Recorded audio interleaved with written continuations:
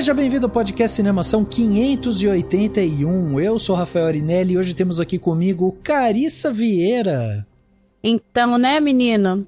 A vida da mulher, não importa em que estágio ela esteja da carreira, nunca é fácil. É sempre um 7-1. Nossa, que pressão que é, não é? E precisa ver uns filmes gore, assim, meio que pra esfregar na cara da sociedade, né, cara? Catarse. É isso. Temos aqui também Camila Henriques. Oi, gente. Vou estar de volta a gravar só com gente que eu já gravei bastante, né? Então tá em casa. Tá em casa. Mundinho Demi Moore, hashtags. É, e você sabe que foi você que deu essa ideia, viu, Cami? Porque a gente tava conversando em alguma outra gravação e você falou assim, gente, tem que ter a Carissa pra falar sobre a substância. Não, a Carissa falou, no que a gente gravou do que é esse companheiro, falou, se vocês gravarem, me chamem. É verdade. Foi. Aí foi se formando, ainda a Fabi, que é a nossa próxima convidada, Fabiana Lima, minha gente, tá aqui também. Oi, Rafa. Oi, gente, meninas. Tô muito feliz de gravar com vocês. Eu sinto, Rafa, falei hoje que eu tô falando sobre a substância já faz 84 anos já. Eu tô falando de substância. Eu estou falando de substância desde maio. Estamos a um mês do Natal e eu continuarei falando sobre a substância porque eu gosto muito do filme e já assisti 3 vezes. Então, pra mim, vai ser sempre um prazer, mas eu tô sentindo isso, entendeu? Pra mim, a substância, às vezes, eu já tô achando que foi lançado ano passado, de tanto que eu já falei dele. Mas é mesmo. Você assistiu a primeira vez, foi onde, Fabi? A primeira vez eu vi em Cannes. Em Cannes, né? Eu tava querendo confirmar isso. Porque tem crítica da Fabi aqui que era isso. E assim, era um negócio que ainda ninguém tinha visto, né? Foi. Essas duas viram primeiro. Foi, As duas viram primeiro. E não, o engraçado é que as duas comentaram pra mim que eu tinha que ver o filme. Não, eu vi assim, foi o último filme que eu vi no último dia em Cannes. Antes, eu fui ver assim, já pra pegar minha mala e pegar o trem, assim. Foi o último dia, tem reprise de todos os filmes. E eu tinha perdido a substância e todo mundo já tava falando. E aí vou priorizar esse aí, então... Deu muito certo, porque acabou sendo o meu filme favorito do festival, então. Pois é. E eu pensei muito na Carícia, pensei, gente, quando esse filme estrear, vai ser um caos na internet, assim, ele vai virar meme, assim, acertamos. Acertamos, pois é. Muito bem, minha gente, olha só, a gente tá aqui reunido porque chegou a hora da gente mergulhar no universo visceral e provocativo de A Substância, o novo filme, né, da diretora francesa Coralie Fargeat, é assim que fala, Fabi, que a Fabi já morou na França. Coralie Fargeat. Eu acho que é Coralie Fargeat. Eu acho. Fargeat. Eu acho aquelas. Eu estudei francês, mas faz muitos anos. Eu acho que é Eu acho que é Fargo. Fargo. Eu sei que é Coralie. Eu sei que é o R assim. É isso. acho Mas que o fica mais sobrenome fácil. Eu acho que é Fargeat. De novo com G, com R bem assim, Fargeat. Eu acho. Fargeat, pronto. Fargeat. Vamos abrasileirar isso aí, né? Brasileirar. Pois é. Bom, enfim, o filme que chegou, né, aos cinemas no dia 19 de setembro de 2024 aqui no Brasil, né, mas como a gente já falou, teve estreia em Cannes e tudo mais, e nessa obra que mistura o horror grotesco ao sarcasmo ali, a gente vai ver isso, a gente explora como que a Coralie, né, transforma referências a clássicos do cinema, desde Frankenstein, é um corpo que cai, tem muita coisa ali, em um espetáculo único, repleto de body horror, crítica social e momentos exagerados, artificiais que são memoráveis, assim. Por isso hoje, eu, Carissa, Camila, Fabi, vamos discutir A Substância e, como você sabe, vamos dar spoilers. Por isso, caso você não tenha visto o filme, com atuações marcantes de Demi Moore e Margot Qualley, que traz, né, essa estética saturada e artificial, enfim, é um filme que vai ter muita coisa pra gente falar. E você pode assistir ele, inclusive dá para alugar na Apple TV, no Prime, e você pode ir lá ver o filme e depois voltar aqui ou seguir aqui por sua conta e risco. Agora vai ter muita coisa pra gente falar, porque é um filme que envolve muitos dilemas ali, né, das personagens, dilemas sociais. É um papo de uma das obras mais impactantes de 2024, sem dúvida, que vai dialogar, né, com padrões de beleza e a crueldade do showbiz também, e a gente vai bater esse papo maravilhoso aqui no segundo ato desse podcast. Vamos lá. I don't care if every fucking young girl in this fucking town in the next few weeks. Look, I'll make it simple. We need her young. We need her hot. We need her now. How the old bitch has been able to stick around for this long. That's the fucking mystery to me. Oh, Oscar winner, my ass. When was that? Back in the 30s? What? For King Kong? No. I don't give a fuck what we promised her. This is network TV, not a fucking charity.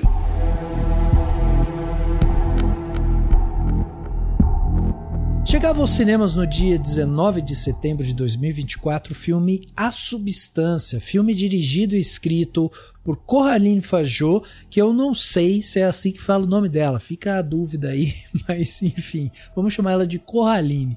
Ela que foi diretora, né, de alguns episódios ali de Sandman, a série, mas também ela fez o filme Vingança, de 2017. A Substância teve um orçamento de cerca de 17 milhões de dólares e ao redor do mundo já arrecadou mais de 47 milhões de dólares. No filme, acompanhamos a jornada de Elizabeth Sparkle, que é uma estrela, né, da mídia, que ao ser descartada pela indústria do entretenimento, ela recorre a um elixir capaz de recriar uma versão mais jovem e idealizada, né, de si mesma. Mas a busca pela juventude e relevância revela um conto sombrio de autodestruição, etarismo e competitividade feminina, embalado por um visual deslumbrante e perturbador. Aliás, falando em visual, vale destacar que a gente tem o Benjamin Cracombe, que é um diretor de fotografia que cuida aqui, né, dessa parte no filme. Ele que tinha feito inclusive aquele filme Bela Vingança de 2020, que também tem um visual assim com cores mais saturadas e tal, então foi uma ótima escolha para cuidar dessa fotografia do A Substância. E também a gente pode destacar o Stanislas Hadelan, que é o design de produção do filme, né? Cuidou também dessa parte visual. Na música a gente tem o Rafferty, que é um músico que já tinha feito músicas lá para aquela série I May Destroy You, que é uma série de 2020, e também fez pro The Continental, que é uma série que saiu agora em 2023, né? O filme foi montado pelo Jeremy Eldabet, que é um cara que trabalhou com a Coralie lá em A Vingança. A própria Coralie Fargeau também faz a montagem do filme, e o Valentin Ferron, que é um montador francês e trabalhou em várias séries e alguns filmes franceses, também faz a montagem. Então foi feito aí em 3 mãos. E no elenco, vale destacar aqui os 3 personagens principais, porque a história é basicamente centrada neles, a gente não tem mais muitos personagens adicionais, mas a gente tem a Demi Moore vivendo a Elizabeth, que é a artista, né, que é deixada de lado. Nós temos a Margot Qualley, que vive a Sue, que é uma versão da Elizabeth mais nova, né? E temos também o Dennis Quaid, que vive o Harvey, que é o gestor de canal de TV e um dos agentes ali, né, que acaba acabando com a carreira da Elizabeth. Bom, quando a gente pensa em Substância, a gente pode dizer que a gente está falando aqui de um filme que é uma mistura de body horror, ficção científica, e traz também essa sátira, né, à indústria do entretenimento, e ela tem uma trama que questiona o etarismo, os padrões de beleza, né, e as pressões sociais sobre a mulher, e que a gente vê isso muito na própria estética exagerada que o filme traz com ele, né? A Coralie e o próprio Benjamin Cracombe, que foi foi o diretor de fotografia, eles empregam muito isso no filme, né? A gente vê cores exageradas ali, né? Bem saturadas e tudo mais. Então há essa crítica feroz ao culto da juventude, se a gente pode dizer assim, e é lógico que além dessa parte visual, a gente tem a própria relação entre a Elizabeth e a sua versão rejuvenescida Sue, nessa relação meio Frankenstein, né?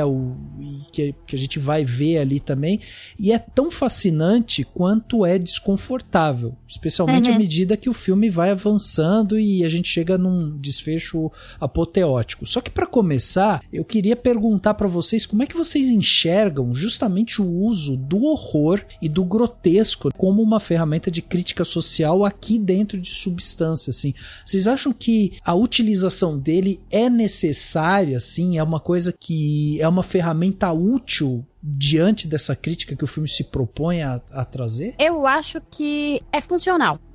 Eu acho que a escolha pelo horror é extremamente funcional dentro do filme. A gente tem uma temática que, na verdade, é um horror para a maioria das mulheres e que, assim, me deixou em choque ver a quantidade de pessoas que disse para mim, assim... Ai, mas se tivesse a substância, eu tomaria, eu usaria. Então, assim... Sério? Muito! Isso é muito mais comum do que as pessoas imaginam, e eu acho especialmente que homens imaginam, porque... E não é uma crítica a você, Rafa, de verdade. É só que eu acho que homens, eles não conseguem imaginar, vendo o filme, que por mais que aquilo ali seja até uma sátira... Aquilo ali tá completamente baseado na realidade. E a própria diretora, ela resolveu fazer esse filme por questões dela, com o envelhecimento. E por mais que nós não sejamos a Demi Moore, e que não faça o menor sentido, sabe? Quando a gente para e olha, nossa, mas ela tá linda. Mas, gente, a própria Demi Moore passou por um monte de coisa dentro de Hollywood, sabe? É até interessante que ela seja a protagonista do filme, depois de tudo que aconteceu na carreira dela, com relação à imagem dela, ao corpo dela, às plásticas. Mas a verdade é que ser mulher é ter um corpo que é seu, mas que socialmente não é seu e que todo mundo acha que pode dar pitaco. Seja você uma atriz Hollywood, seja você Carissa. Seja você uma pessoa comum, sabe? Assim, eu sou uma pessoa comum e todo mundo acha que pode chegar no meu Instagram e dizer como é que meu cabelo deveria estar. Ai, seu cabelo hoje tá menos cacheado do que normalmente, sabe? Isso é falando do mínimo. As pessoas acham que podem dar pitaco porque a pessoa engorda, porque a pessoa emagrece. O processo de ser mulher é extremamente doloroso, porque nunca você pode ser a pessoa mais maravilhosa do mundo. Nunca nada é suficiente. E todo mundo acha que pode mexer. E você ainda tem isso, assim, a gente tem um corpo que é violado de diversas maneiras. Então eu acho que o horror é a melhor forma de tratar sobre isso. Imagina, a gente não tem o direito de decidir se a gente quer ou não ter filho. Que homens que decidem isso pra gente. Então, imagina, o nosso corpo deveria ser nosso, mas na prática, muitas vezes ele não é. Então, um corpo que é tão mexido, que não tem muito direito de ser, qual a melhor coisa pra falar sobre esse corpo do que o horror, sabe? E eu sei que eu ultrapassei a linha do envelhecimento, mas é que a gente fala muito sobre a substância com relação ao envelhecimento, mas pra mim, cada vez que eu vi o filme, eu já assisti algumas. Todo mundo aqui já assistiu algumas, que eu sei? O filme, pra mim, ele tem várias camadas, e é o que me surpreende quando dizem que o filme é muito raso. Mas é que, pra mim, ele vai muito além da questão do envelhecimento. O envelhecimento é uma das camadas, é uma das coisas que o filme trata. Mas ele também tá falando de um corpo que é descartável, de um corpo que deixa de ser seu e que outros mexem. Então, pra mim, o horror, ele permite que a gente possa falar sobre essas coisas, fazer críticas sociais extremamente profundas e ainda assim, às vezes nem se levar tão a sério, sabe? Porque a verdade é que a própria cineasta, ela não tem uma resposta 100% para isso. Ela tem questões com o envelhecimento como todas nós, sabe? O uso do horror, muita gente fala porque tá vilanizando a própria Demi Moore, mas eu acho que é muito mais colocar a gente na mente dela, que é uma mente completamente distorcida pela sociedade, assim como a nossa própria mente na vida real também é suscetível a isso, assim. É uma passada de feed no Instagram, a gente descobre 1000 procedimentos estéticos que a gente nem sabia que precisava fazer. Sim. E de defeito que eu nem sabia que existia. Dia desse eu vi... Eu nem lembro qual foi agora, mas assim, falei, gente, eu nem sabia que isso existia. Mas aparentemente tem que fazer isso, porque senão, não sei o quê. E as pessoas usam também o rosto de mulheres famosas. Você vai ver quantos perfis de dermatologista usa foto de atriz famosa para dizer das plásticas que a pessoa fez ou não fez, ou que ela deveria fazer. Eu já vi gente fazendo isso pegando, sei lá, Fernanda Montenegro. Tipo, sabe? Uma senhora de 95 anos, sabe? É uma forma de lidar que... Talvez, aqui trazendo um outro ponto sobre o filme, que foi toda essa discussão que a gente já tá falando sobre ele, né, depois de um tempo aí que ele foi lançado. Então, tem algumas discussões que ele levantou, e uma das discussões que eu achei mais, assim, interessante de ser falada, apesar de não concordar, mas pontuar, é que muitas pessoas falaram que realmente a Demi Moore estava sendo vilanizada e que a forma como o filme apresentava seus temas era uma forma que meio que o tiro saía pela culatra, né? Isso foi, inclusive, algumas críticas que rolaram até em Cannes, assim. Caraca. Falaram que o filme estava sendo misógino, né? Tava meio que indo de encontro àquilo que ele estava falando e retratando o corpo dessa mulher como algo monstruoso ou coisa parecida. E eu acho, assim, que o horror e o filme da Coralie, ele é muito provocativo, assim. E que o gênero abre espaço para se fazer algo provocativo a esse ponto de colocar as pessoas para questionarem e, inclusive, passarem, assim, transporem as suas próprias ideias, né, sobre o envelhecimento e sobre esses corpos que são já pré-concebidas, sabe? Eu acho que isso está muito mais, pelo menos das críticas aí, muitas críticas que eu vi, mais no olhar da pessoa, sabe, sobre o envelhecimento, do que, de fato, aquilo que o filme tá querendo ir falar, sabe? Tá querendo discutir. Então, é um ponto, assim, que eu também achei que foi uma discussão muito, muito forte, assim, fervorosa em rede social, principalmente, mas que pra mim é algo que também é muito típico do cinema francês, assim, a gente tá falando sobre uma diretora que tá inserida dentro de um contexto de um cinema europeu, que claramente é diferente do cinema estadunidense na hora de abordar certos temas. Então a gente tem, por exemplo, sei lá, alguns filmes aí dos Estados Unidos que vão falar sobre esse mesmo tema de envelhecimento, mas que muito provavelmente vão fazer vários floreios, e muito provavelmente vão achar que o horror não é o gênero de partida para se falar sobre isso, sabe? Vai colocar esse envelhecimento numa embalagem dramática e vai falar sobre isso com todas as... E sabe, de uma forma bastante diferente do que principalmente o cinema francês, mas o cinema francês feito por mulheres vai falar, sabe? E isso eu vejo não só na Coralie, mas também na Claire Denis, na Júlia, né, do pornô. A gente vê isso também em várias... A gente vê na Catherine Breillat, que fala sobre sexo de uma maneira bem, assim, provocativa também, né? Enfim, coloca isso, os temas também bastante fortes pra gente lidar. Então, eu acho que é um filme que é nesse sentido, assim, de provocativo, sabe? Que ele vai ter treinamento e que vai ter essas diferentes aí formas de pensar sobre ele, mas que, no final das contas, que pra mim é a melhor coisa de A Substância, é que ele tá gerando discussão desde o momento que ele foi lançado, sabe? E é isso que pra mim é interessante. Se fosse feito de uma outra forma, muito provavelmente não teria gerado tudo isso e não teria sido tão significativo. Então, eu acho que o gênero também, obviamente, tem muita coisa nisso também. É engraçado, né? Porque se a gente for parar pra pensar que a própria existência do filme, por si só, ele já gera uma discussão por ser um filme de horror, de body horror, né? Esse horror mais visceral, assim, e tal, feito por uma mulher, né? Porque geralmente o que acontece é que a indústria cinematográfica e tal encaixa a diretora dentro de uma categoria de romance e tal, ou um drama, alguma coisa assim.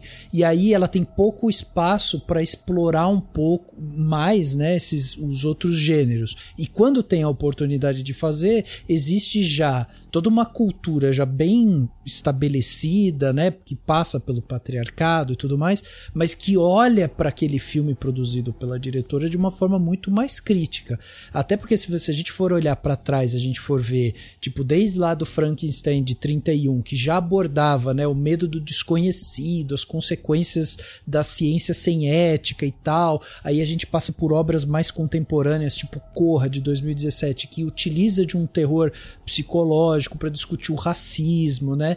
E aí a gente vai ver, sei lá, diretores como o Cronenberg, que é um mestre do body horror e tal, que vai criar A Mosca lá em 86 para tratar de fragilidades do corpo humano, das consequências, né, das ambições desmedidas e tudo mais. E a gente tem vários disso. Kubrick, né, lá em o Iluminado e tal, que tem referência aqui no filme também. Então eu acho curioso quando a gente para pensar nisso, porque quando a gente está falando de um filme feito por uma mulher, escrito e dirigido por uma mulher, onde ela vai comentar e vai fazer uma crítica social em cima justamente de tudo isso que vocês estavam falando sobre desapropriação do próprio corpo, e aí ela vai fazer essa brincadeira sobre essa busca contemporânea por soluções milagrosas, né, para questões do envelhecimento e de padrão de beleza. Recentemente a gente teve uma febre, né, aí que era o efeito Ozempic, vocês lembram disso? Ainda existe, né? Tá. Existe. Nossa, tá todo vapor. Na verdade, tá cada vez mais acessível, né? Assim. Pois E tá cada vez pior, gente. E ano que vem a patente vai cair, viu? Exatamente, ano que vem vai piorar, assim. Virou até, não sei se foi verdade, mas o Eduardo Paes falou que vai ter na rede pública. Não sei se ele tava zoando, se alguém inventou isso. Ele falou que ele adorou. Mas eu acho que ele tava zoando, né? Assim, gente, eu não sei. Hoje em dia a gente acredita porque Olha, faz sentido, né?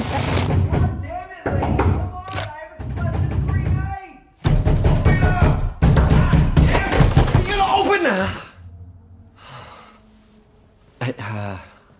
Sorry. I thought that Miss Sparkle... She moved out. I'm the new tenant. Sue. Oliver. You wanted to complain about something, Oliver? What? No? No. I think it's, like, awesome when there's stuff going on in the building, you know what I mean?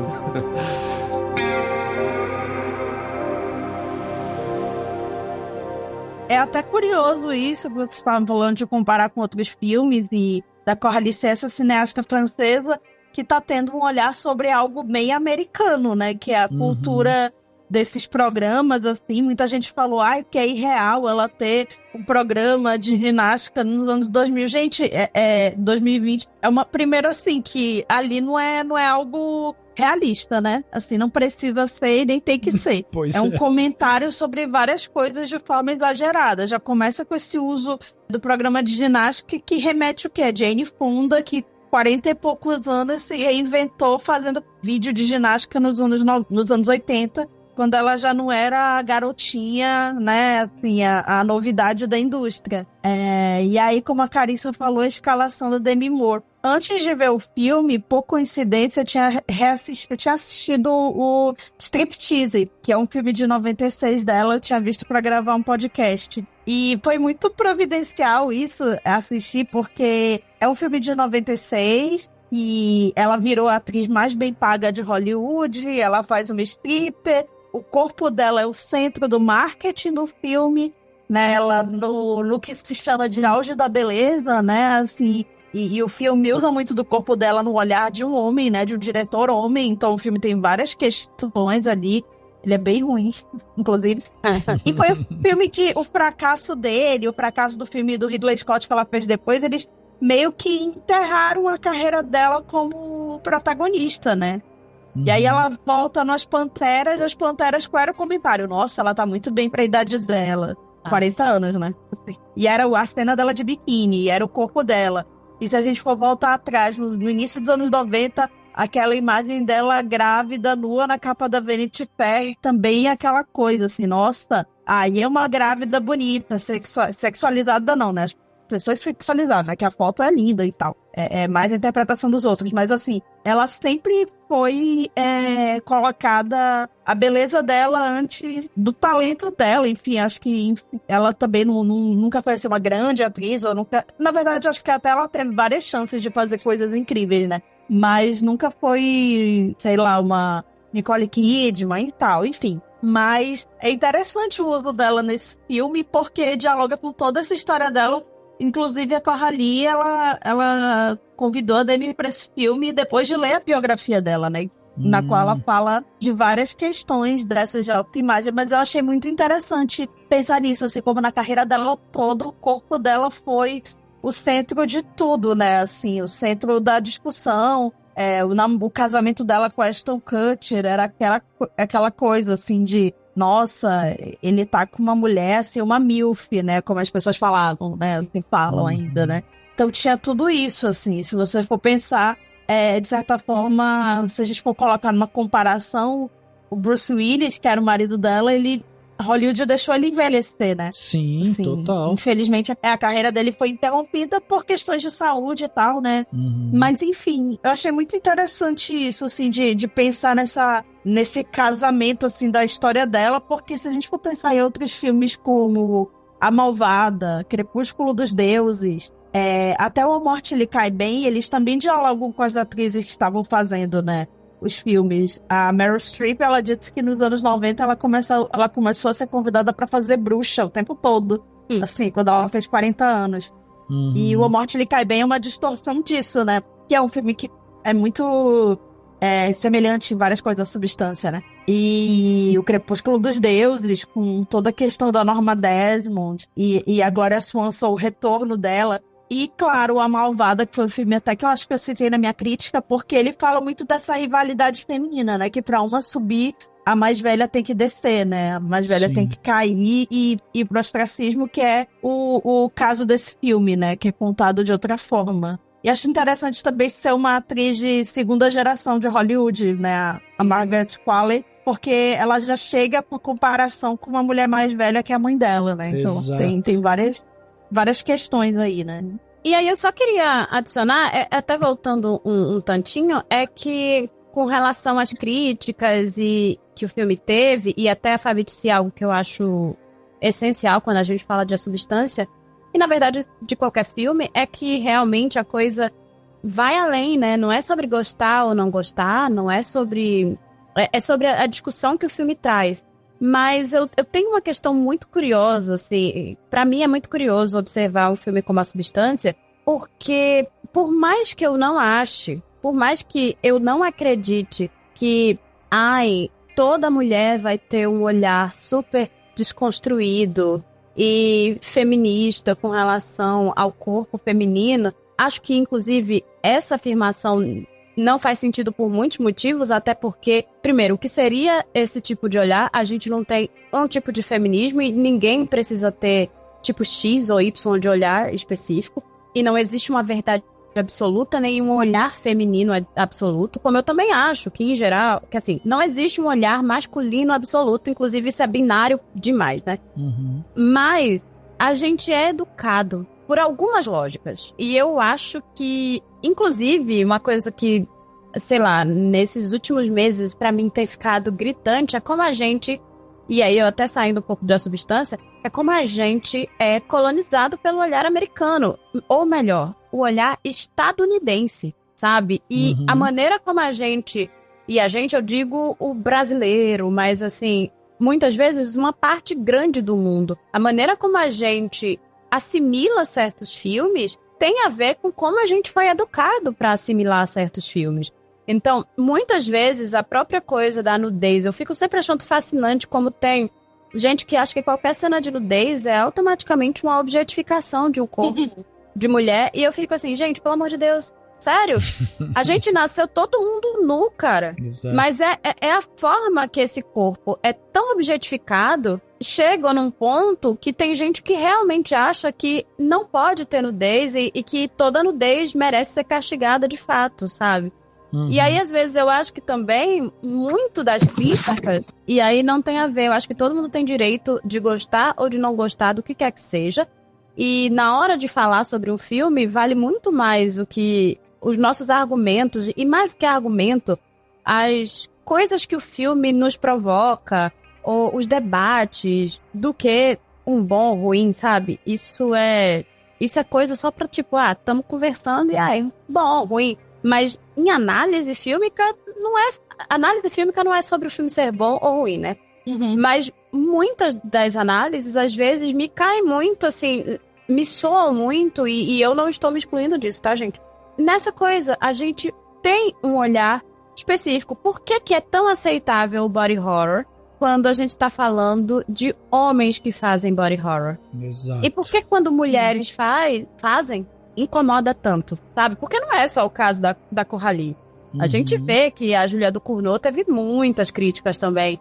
Então, a gente vê que, na verdade, muitas vezes, certos tipos de horror, quando são mulheres que estão fazendo, eles chocam mais, eles incomodam mais. Às vezes, eu acho até pelo papel, pela lógica de que, assim, mas mulher gosta disso, mulher age de tal forma, e que, na verdade, não é assim que a coisa funciona, né? Não. Eu acho que é aquela coisa também de pensar que o olhar, esse olhar cínico do homem, esse olhar, não digo maldoso, mas assim, pessimista e crítico, ele já é mais natural ao homem. A mulher, ela tem que sempre fazer um grande tratado por meio da imagem, e aí fazer o que a Coralie faz, por exemplo, de filmar a bunda da Margaret Qualley, que inclusive nem é a bunda da Margaret Qualley de verdade, né? Exato. Vale ressaltar. Aí as pessoas acreditam que está sendo objetificado, porque com a mulher já vem essa carga, né? De que tem que fazer um filme significativo, empoderador, enfim. Eu vejo muitos olhares, assim, até fora da cinefilia, assim, em relação a esse filme dessa forma. E só falando mais uma coisa, pegando carona nisso que a Camila falou, e foi uma conversa que eu tive com a Camila, a gente teve essa coisa de falarem... Quando eu vi o filme a primeira vez, eu pensei muito na câmera mostrando os agachamentos, né, da Sue. E a câmera tá, de fato, emulando o olhar objetificante. É um fato. Mas o filme tá querendo ali mostrar aquele corpo que é plástico. Plastificado mesmo também. Pouco realista também. E aí, assim, vai além da ideia do olhar objetificante, e pra mim vai além da coisa do ela está emulando um olhar objetificante, então ela está ela tá caindo na própria crítica que ela faz. Só que, pra mim, tem mais do que isso, sabe? Que é aquela personagem. Até a ideia da personagem usar uma prótese, né? E no fim ter os dublês de corpo da Margaret Qualley. Tem esses detalhes, assim, sabe? Que pra mim vão além dessa coisa da Coralie estar simplesmente emulando um olhar objetificante e caindo no erro de objetificar a atriz, sabe? É muito mais complexo do que isso, né? Acho que é mais complexo realmente do que um olhar objetificante, uma reprodução, tentar emular esse olhar, porque eu acho que é isso que deixa pra mim, inclusive, o filme mais interessante, é a capacidade dela também de conseguir emular esse olhar objetificante que geralmente é atribuído, né, a diretores masculinos, diretores no masculino, no caso, mas que ela faz isso dentro do filme, não só nesse filme, mas no filme anterior dela também, né, o Revenge, ela também faz algo bem parecido, e ela faz isso, mas de uma forma que a gente consegue entender de onde é que tá vindo esse propósito, sabe? Eu pelo menos consigo entender. Então, eu acho que é realmente muito mais complexo do que cair em contradição. E outra coisa que eu tava falando mesmo era que, em relação a Margaret Qualley, né? Que muitas pessoas, inclusive, dentro das redes sociais, né, os debates que eu vi que o filme gerou, acreditaram, de fato, que o corpo da Margaret Qualley era um corpo real. Era o corpo dela, né, no caso. Então, assim, não perceberam nem que a personagem estava claramente usando prótese, não perceberam que aquele corpo não é atingível, e várias pessoas, inclusive, estavam defendendo que esse corpo era um corpo plenamente possível para uma mulher atingir, o que obviamente não é verdade, e que nós, mulheres, sabemos que não é verdade. Então, eu acho que tem essas questões, assim, dentro do filme que me fizeram ficar bastante irritado no momento que ele foi lançado. E uma outra coisa em relação à visão masculina, que eu acho que realmente é algo que me incomoda, mas não só dentro da crítica, mas dentro da cinefilia, principalmente, eu acho, é que sempre existe uma cobrança, que é uma cobrança da sociedade, então não é uma coisa exclusiva desse meio, de que algo feito por uma mulher tem que necessariamente seguir determinadas regras ou atingir um determinado nível de qualidade que é duplamente, né, uma meta assim, muito mais alta do que um filme dirigido por um homem, geralmente. Então, eu vejo que as cobranças, eu vejo que o olhar fica muito mais, sabe, detalhista, analisa nos mínimos e mínimos detalhes, é como se estivesse com uma lupa, às vezes, na intenção de procurar uma certa coisa ali que, enfim, que possa ser criticada, sabe? E eu não falo isso também, assim como a Carissa falou, no sentido de que o filme não é passível de críticas. Eu li críticas muito boas falando sobre o filme. Falando negativamente, né, do filme. Mas eu acho que é muito sintomático que realmente, já até tinha conversado isso, eu acho que eu conversei com a Carissa, não lembro se eu conversei com a Camila também, mas de a gente entrar, por exemplo, em um agregador de nota, como é o caso, sei lá, do Letterboxd, ou de um Letterboxd da vida, de uma rede social, como é o Letterboxd, e ver que a grande maioria das notas medianas para baixo geralmente são dadas por homens. Sim. E num quantitativo geral, sabe? Então, o que me incomoda, principalmente em relação à substância, eu acho que é algo que colocou em voga esse debate de novo nas redes sociais, principalmente, e pra gente, na crítica também, que eu acho que é importante refletir sobre isso, é por que os dilemas dos filmes, né, feitos por homens, que são dilemas, que tratam de dilemas masculinos, digamos assim, eles tocam a gente, né, da mesma maneira, enfim, tocam a gente, de certa forma, nós mulheres que eu falo. E por que os dilemas femininos, quando colocados em tela, eles não costumam sensibilizar homens da mesma forma, né? Eu acho que isso é algo que é muito do que a gente vive mesmo em sociedade, que a gente às vezes não consegue compreender o que é estar no lugar dessa pessoa, dessa mulher, dentro dessa situação e tal. Quando eu falo com mulheres que assistiram ao filme, eu acho que existe uma compreensão que vai além, assim, no sentido de que a gente, além de sentir isso, a gente vê pessoas próximas da gente passando por isso. Então não é só uma questão de, é uma estrela de Hollywood, sabe, que tá passando por isso. É uma questão, tipo assim, de ver a sua mãe, por exemplo, não aceitar envelhecer. De ver uma mãe, de ver uma tia, de ver uma avó, de ficar pintando o cabelo várias vezes porque não aceita um fio branco, porque tem que ficar usando vários e vários produtos pro rosto, porque não pode ter ruga, porque senão tá envelhecendo mal.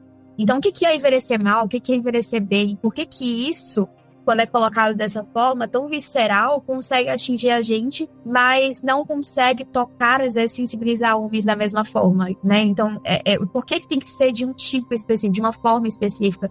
Que é isso que a gente tá questionando aqui também. Por que esse tema tem que ser tratado dessa maneira, sabe? Por que não pode ser dessa maneira também, às vezes ridicularizando mesmo, como a Carissa também falou, né? Às vezes a gente também, a diretora também não sabe como lidar com isso. Então, é um tema que ela não vai trazer resposta, que a gente também não vai trazer resposta, mas que a gente consegue perceber que é um incômodo e que precisa ser debatido, sabe? E ele atinge aquilo que ele queria atingir também, né? Que é tornar isso parte da conversa. Então, acho que isso também é muito interessante, assim, pra gente, né, na área do cinema, pensar sobre isso. Yes. Yes, hi. This is Elizabeth Sparkle.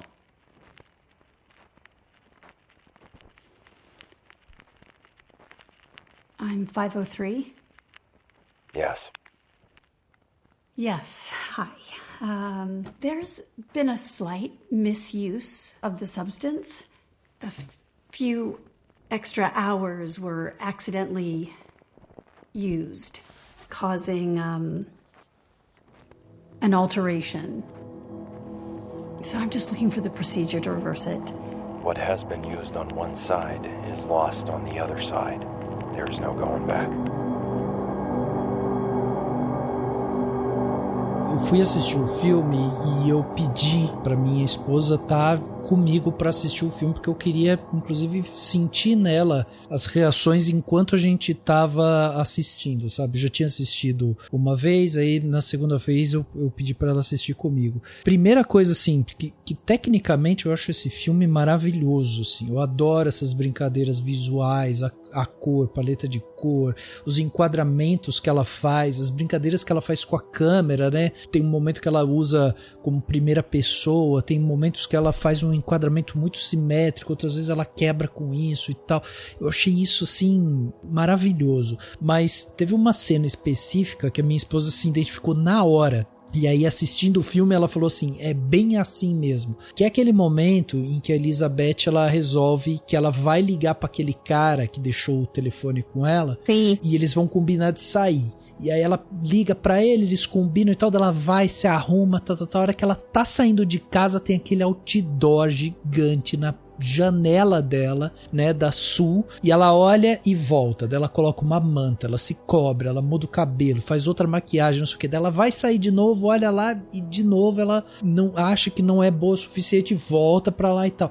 E aí aquilo ali pegou tão fundo, sabe, enquanto a gente tava assistindo, porque é uma coisa que eu tenho essas conversas recorrentes dentro de casa, justamente sobre isso, assim, de, vamos tentar ultrapassar isso, sabe, você é linda dessa maneira que você é, não sei o que, tal, mas é essa pressão social o tempo todo, é quando você liga a TV, é com o outdoor, é com a revista, é o tempo todo isso, e é desde pequeno, né, desde, assim, é uma criança, você já tá vendo nas princesas Disney o padrão visual de como que tem que ser a mulher, que ela tem que ser magra, que ela tem que ser daquela maneira, falar de uma certa forma, assim. Então isso é tão desproporcional, eu acho tão maravilhoso quando a gente tem a possibilidade de ver um filme desse, dirigido por uma mulher, com esse impacto, com esse, sabe, com esse body horror pesado mesmo, que tem uma sátira ali, tem uma ironia no ar, assim, que a grita ao redor do filme soa como quase um elogio, sabe, assim? Como quando começa a dar errado esse experimento, quando elas começam a passar e o corpo delas começa a... O primeiro efeito é no corpo. Eu acho aquela cena em que a Margaret Qualley, ela começa a aparecer, entre aspas, efeitos nela, e aí a gente vê a reação das pessoas do estúdio. Eu acho sensacional, porque é muito angustiante. E você vê, assim, que não é só uma questão, como a Carissa falou, de idade. Ali é uma questão do mínimo de padrão e tal. Dia desses, no Twitter, eu cometi o erro de abrir o Twitter, que eu não uso mais, e vi que estavam falando de uma suposta pochete da Margaret Qualley. Que ela tem barriga. Inacreditável, nossa, né? eu vi isso aí, e eu vi isso no Blue Sky esses dias, e eu fiquei assim, eu não tô acreditando no que eu tô vendo. É o filme, gente, é o filme acontecendo na vida real, assim, a menina, ela queria até elogiar, ela falou, nossa, até a Margaret Qualley tem uma pochete. Imagina eu, gente, se a Margaret Qualley, ela é muito magra, porque, enfim, até porque ela é bailarina, né, ela era bailarina clássica, ela tem o corpo de bailarina até hoje. Tanto que ela pessoa usar enchimento pra fazer o filme. Então, assim, é outro padrão. E como vocês falaram, a gente é bombardeado com isso, né? Assim, se a Hollywood não tá imune, imagina a gente. Mas essa é a questão, né? Sim, total. Tanto é que quando chega um remédio milagroso que vai te fazer ficar com 40 quilos, eu consigo compreender porque uma pessoa vai querer tomar aquela injeção, sabe? Assim, Infelizmente, o mundo, ele valoriza muito o físico, mas também a pessoa nunca vai estar perfeita o suficiente, né? A gente vê também, pensando muito assim, a Paula Oliveira, pelo amor de Deus, né? Que as pessoas fazem com ela em rede social. Então, assim, o padrão nunca é alcançável, né? Assim. Mas Deus, justamente... da podcast.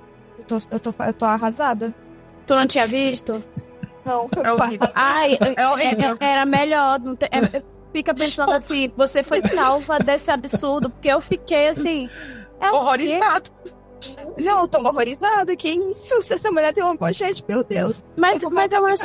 Agora. Mas é isso, sabe? Essa é a grande questão. É que assim, a indústria da beleza é feita pra oprimir a gente. Sabe? Criam defeitos, como disse Camila logo no início.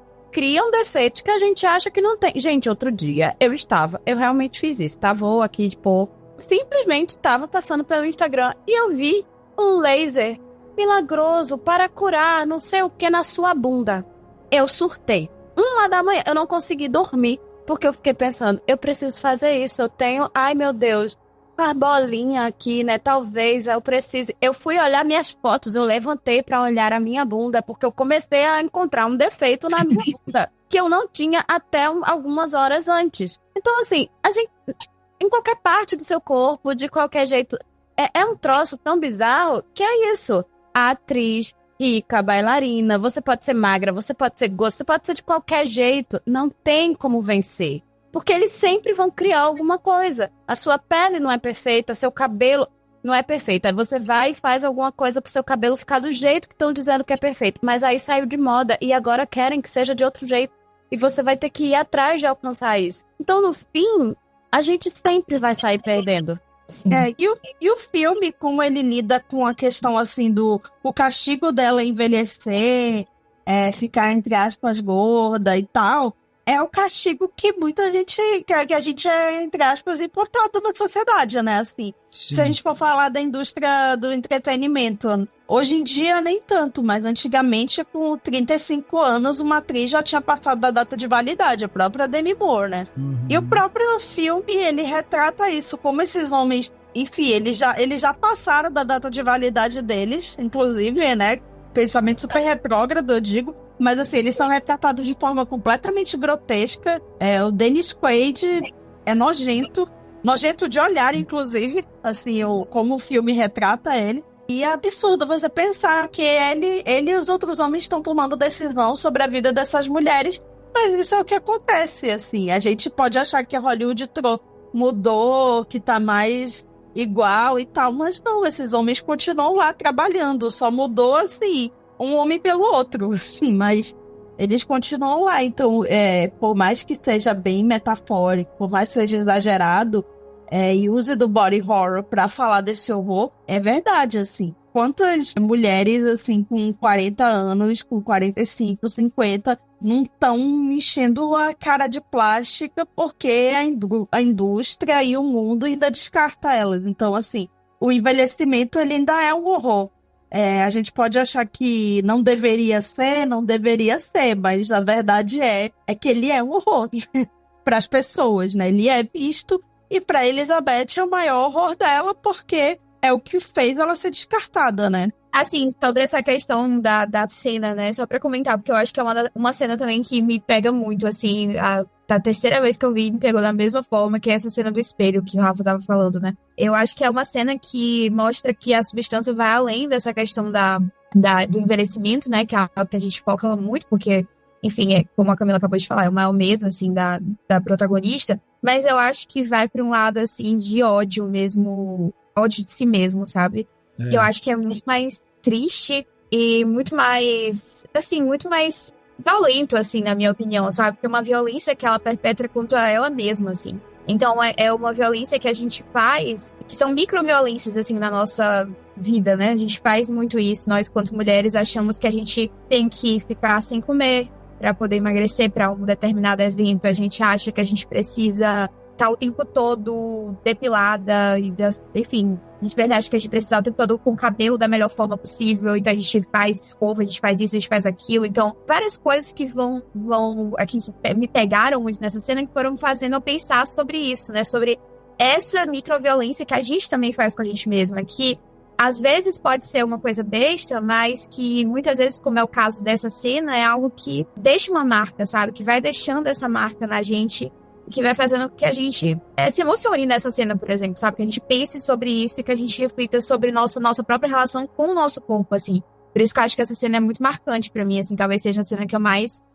uma das, né? Cenas que eu mais me lembro, assim, no ano. E eu acho que ela é muito didática também, né? Porque fica muito claro, assim, tipo, até quando você tem essa exposição, tipo, e é tão literal, né? Uma coisa tão, assim, tá tão exposto ali, porque, tipo, sobe um outdoor na janela dela.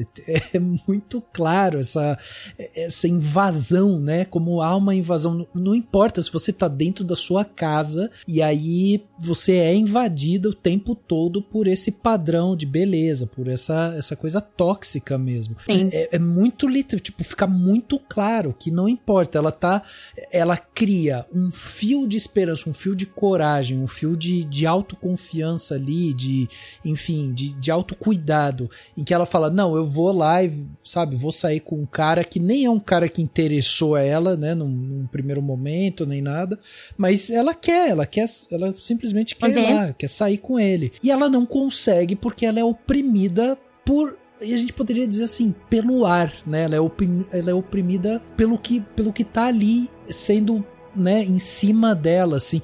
E aí entra uma outra coisa que a Cami até falou sobre as figuras masculinas, né? Eu acho que é tão legal de observar isso também, porque elas são retratadas com essa peça-chave nessa engrenagem que explora e subjuga a Elizabeth, né, o tempo todo. E aí, por exemplo, a figura do Dennis Quaid, eu acho uma figura tão figurativa ali, no sentido, né, fica tão claro que é um homem mais velho, poderoso, porque ele tá tocando a vida da empresa lá, do canal dele de TV, enfim. É um cara poderoso, já idoso, né? E aí é ele quem tem que dizer. Quem que é bonita, quem que não é, não sei o que. Como se ele não fosse subjugado também, porque ele não é. Essa que é a questão, ele não é. E aí, quando ele aparece, é essa coisa, sabe, que é nojento mesmo. O cara chegar lá pra ela, inclusive pra Sue, naquelas cenas finais, e chegar e falar, olha, esses daqui são os acionistas, que é um monte de velho também, todo mundo olhando e falando pra ela, tem que sorrir, mulher bonita tem que sorrir. Que é isso? Todos rodeando, sufocando ela, né, nesse final. Sufocando. Esse final, ele é muito, assim... Ele é caótico, acho que a melhor palavra talvez seja caótica, assim, porque ele vai escalando e é muito engraçado ver, assim, engraçado que eu digo ver a reação das pessoas. Eu vi esse filme no cinema quando ele estreou aqui e foi, assim, curioso. Eu queria muito ver a reação das pessoas assistindo isso no cinema, porque em Cannes tá todo mundo lá assistindo e tal, e é aquela...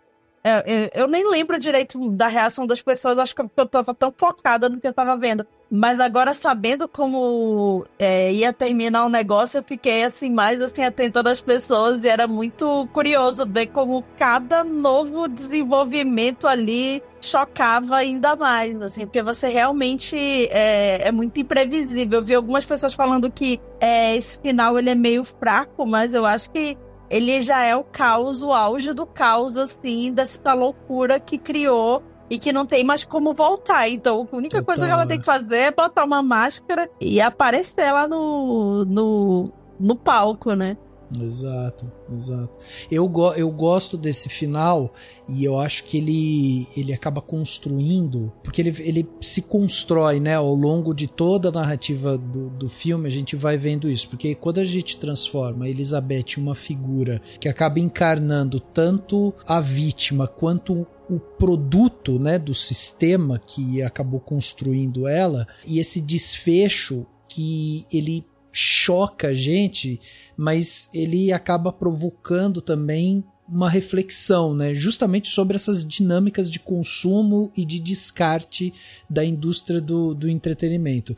Então, quando a gente tem essa fusão grotesca ali, né, de corpo e substância e tal, e a gente vai vendo que tem uma metáfora ali justamente sobre quando a gente coloca um indivíduo no seu limite, assim, quando os indivíduos eles são consumidos até o esgotamento em nome desse padrão que é inatingível, sabe? E aí a gente vê essa Elizabeth, que ela deixa de ser uma pessoa para se tornar um ícone literal do que a sociedade exige e descarta. Então a gente vai vendo a própria indústria, e isso é muito simbólico também no filme, né? Porque ela começa a se desmanchar e se desfazer quando ela tá no palco, e aí você vê aquela indústria que vai se alimentando daquela criatura o tempo todo. Então cai o braço dela e explode sangue, aquela chuva de sangue pra tudo que é lado, é como se todo mundo tivesse lambuzado amarrado nessa coisa grotesca mesmo, dessa exigência que não existe, sabe? Que é uma coisa do imaginário que tentam tornar tangível e que nunca vai ser. É uma coisa completamente irreal, assim. Eu acho muito legal esse filme. E mostra como todo... Pra mim também tem muito do descartável, né? Como tudo é descartável, como a gente acha que... E é isso, como sociedade a gente dá valor pra tanta coisa que, na verdade, não tem valor nenhum. E a gente permite que o nosso valor como ser humano seja colocado nessas caixinhas ou nessas ideias, e enfim. E no fim, é um segundo pra gente não valer mais nada. Como a estrela da calçada da fama, Exatamente, né? Exatamente. Eu acho maravilhoso como ela usa isso, assim, pra introduzir o filme, né? A primeira estrela lá, ela posando no auge, e aí depois a estrela é um borrão ali, né? Tá quebrada, tá suja, tá esquecida, né? Hello. Hi, Fred. It's Lizzie. Hello? Sorry, I'm in shock. Oh. Wow. I thought I'd never hear from you again after. Oh gosh, no, not at all. I've just been really busy lately. So listen, I was thinking that maybe we could get together and grab a drink.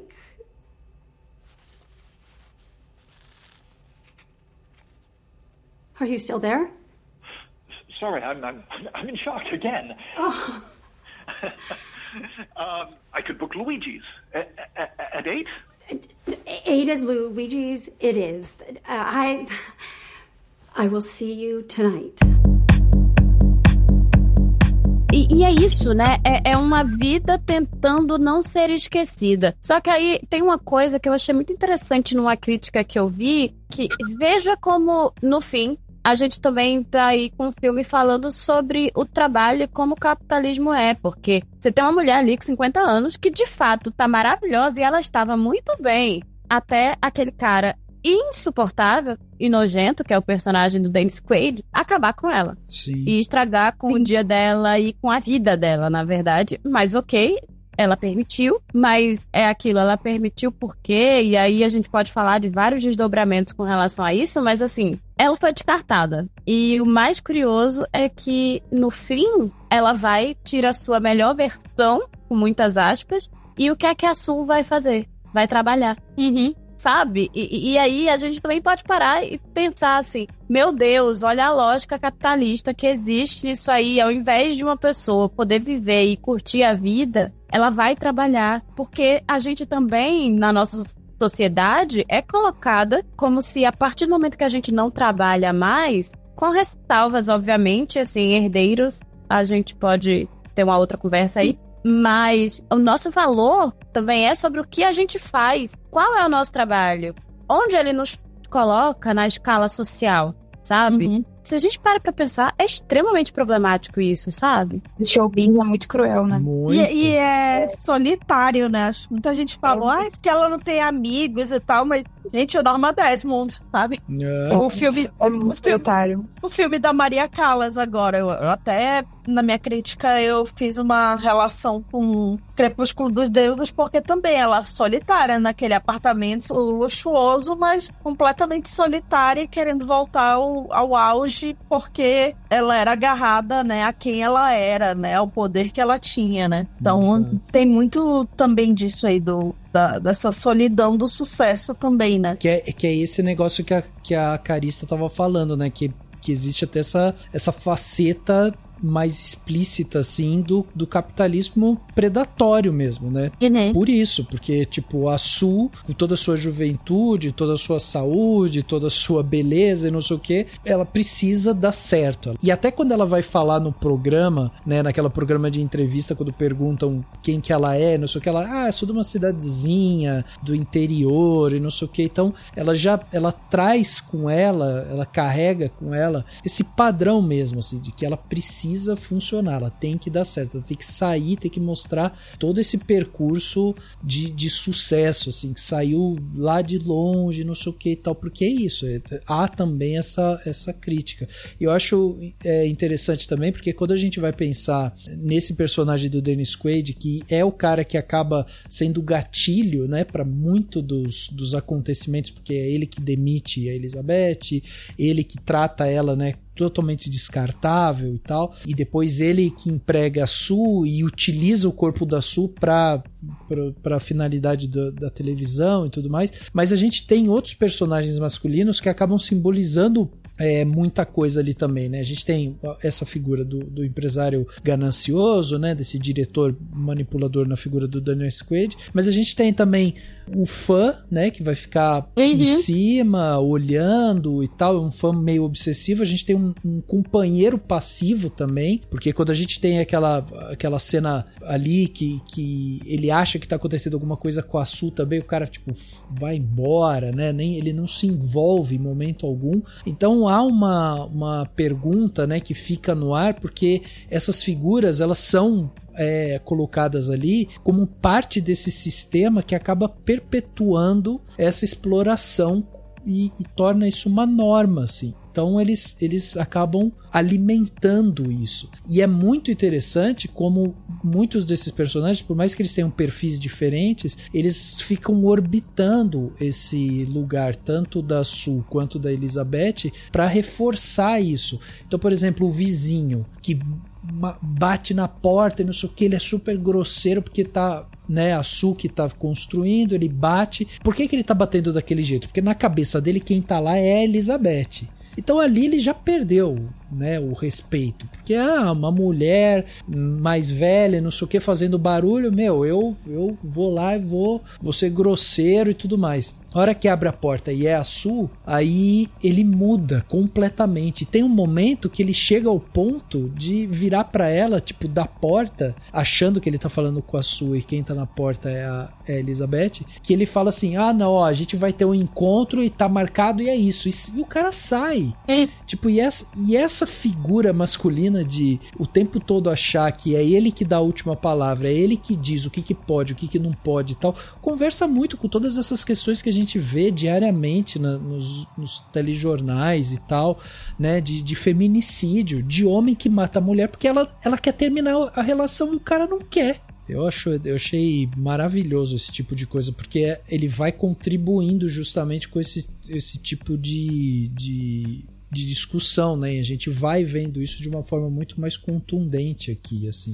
Vocês que assistiram o filme já mais vezes do que eu, né? Vocês conseguem, todas as vezes que vocês assistem um filme assim, ele traz algo novo pra vocês? Vocês percebem que é um filme que ele consegue se manter ao longo do tempo, assim, ativo, porque é um assunto que, enfim, vai ser muito difícil ele sair de pauta, né? De alguma forma. Eu tive essa sensação de que cada vez que eu vejo o filme, ele me entrega uma coisa nova, ele me entrega uma camada nova, ele se torna... É engraçado, porque eu pensei que eu ia achar o filme... Eu ia perder aquela coisa, né, da primeira vez que você vai e o filme, ele é um filme grande, e que ele ia perder um pouco do encanto por causa da revisão, justamente por ser um filme grande, eu já sabia tudo que ia acontecer, não ia ter a surpresa, mas na verdade pra mim ele se manteve muito equilibrado, assim, então eu gosto muito, eu comecei a prestar mais atenção em certos detalhes, sabe? Uhum. É isso, né? Tem coisas que vão... Certo? É engraçado porque não é um filme nada sutil, ele é jogado na sua cara. A última coisa que você pode dizer sobre a substância é que, nossa, quanta sutileza. Mas... não dá, né? Não dá, é um filme que, filme delicado. Não é, né, gente? Imagina.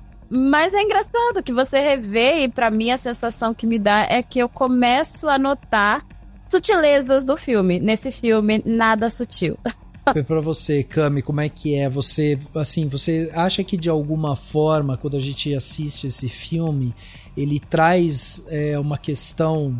Lógico que tudo que a gente falou aqui, eu acho que tá dentro dele ali, mas de que forma que você acha que ele manda uma mensagem e até que ponto que ele torna o espectador cúmplice, né, ainda que de uma forma inconsciente, dessas engrenagens que acabam explorando e consomem as pessoas em busca do sucesso, em busca da beleza. Você acha que ele ajuda a trazer essa reflexão à tona, ou ele contribui mais com um olhar crítico, assim? Eu não sei se eu veria assim, porque aí dá um ar de utilitarismo, né, pro filme. Ele ser um filme necessário e tal. Ao mesmo tempo que eu acho que ele é necessário, enfim, porque ele é um filme que nessa falta de sutileza dele escancarar bastante, ele tem uma riqueza visual muito grande, que não é vazia e que fala muito sobre o que a gente está vivendo hoje, como essas coisas são cíclicas, né? Elas só mudam de mídia, né? Antigamente a internet era de uma forma, mas essas coisas eram perpetuadas pela TV. Hoje em dia a internet, rede social e tal. Hoje em dia internet não, né? Internet já existe há um tempo, mas enfim. Rede social cada vez, enfim, as coisas mais rápidas e com 1000 complexos por segundo, né? Mas eu acho que grande filme que ele eu acho que ele coloca a gente como cúmplice, mas também como vítima. Porque, enfim, como a Carissa falou, né? Capitalismo, né? A gente participa dessa engrenagem como a gente tá na base, né? A gente não tá no topo da pirâmide, né? A gente é conivente com muita coisa, mas a gente também é resultado de muita coisa que é decidida pelas pessoas que estão acima da gente, né? No caso, a indústria da beleza e tal, a própria questão midiática também, né? É interessante como esse filme... eu volto muito ao cinema clássico, a filmes mais antigos, mas é interessante como ele acaba dialogando com vários filmes. Assim, nessa conversa, pensando no final, eu pensei no Rede de Intrigas, que é uma crítica e um comentário sobre outro tipo de manipulação, e, enfim, já na manipulação midiática e tal. Mas eu fiquei pensando agora como também é uma coisa assim da plateia querer mais, exigir mais, até a pessoa perder completamente as estribeiras, né?